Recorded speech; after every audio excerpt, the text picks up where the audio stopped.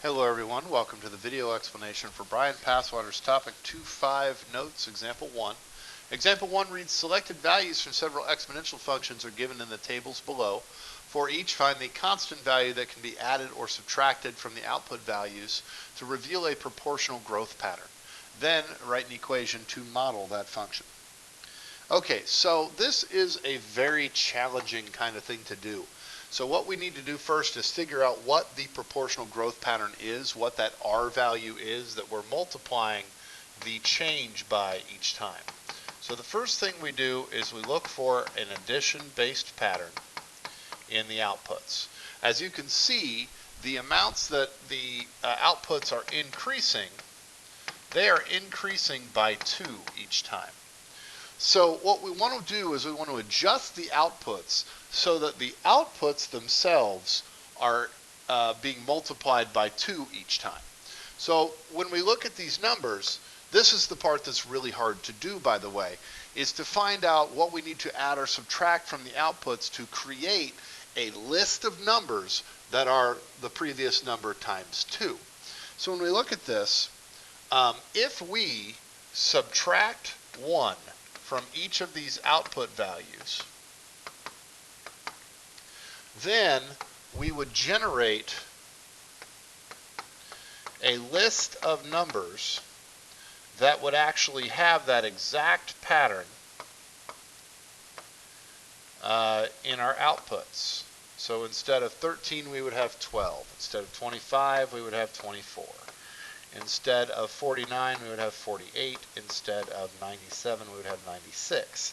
And those have that exact times 2 pattern to them that we would look for normally in an exponential. Okay? So when we look at those, if we were writing a geometric sequence for those, then g of 0 would be 6 and r would be 2. So we would have the function f of x minus 1, because we made that adjustment, is equal to 6 times 2 to the x power. So then what we do is we solve that for f of x.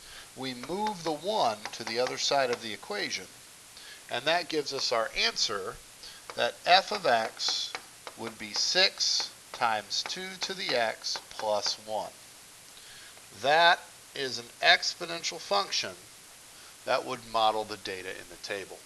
So let's go again here on letter B. Same deal. We need to start by figuring out what the pattern is. So we start with, well, what is the addition pattern? And we quickly see that these are also revealing a pattern. So then we'd have plus 72 and then plus 200 and what is that, 16. So again, we can see that pattern is times 3. So we want to find a value that when we add or subtract it to the outputs, we generate that exact pattern. Now, we want the outputs to be multiplied by 3.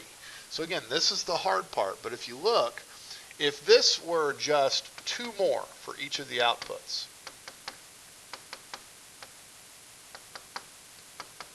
then we would have the pattern that we want, because then our x's have not changed, 1, 2, 3, 4, but our outputs for g of x plus 2 would be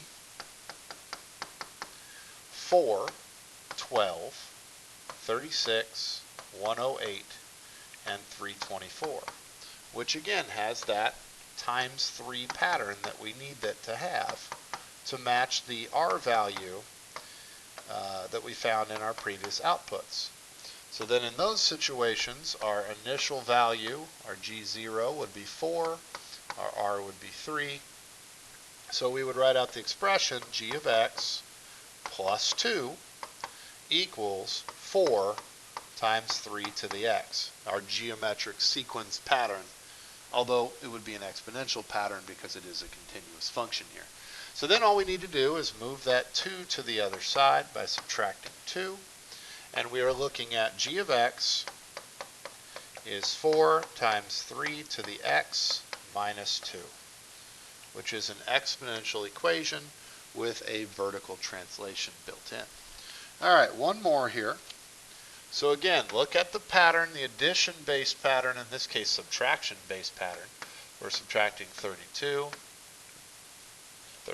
not 36. We're subtracting 32, then we're subtracting 16, then we're subtracting 8, then we're subtracting 4. So that pattern again, we're multiplying by 1/2 each time.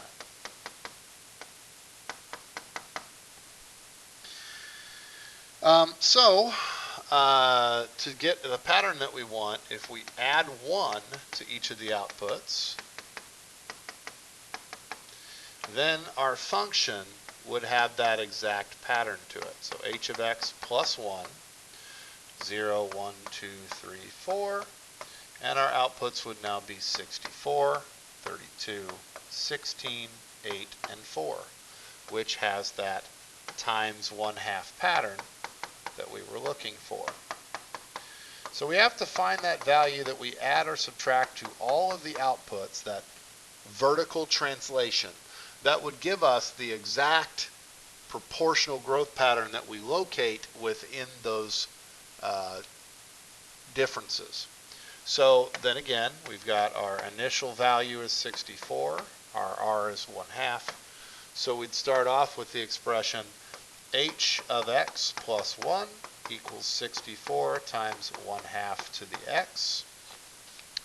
And then we would subtract the 1 from each side.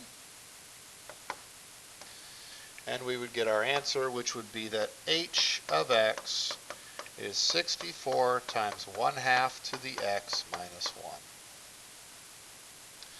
That does it for example 1.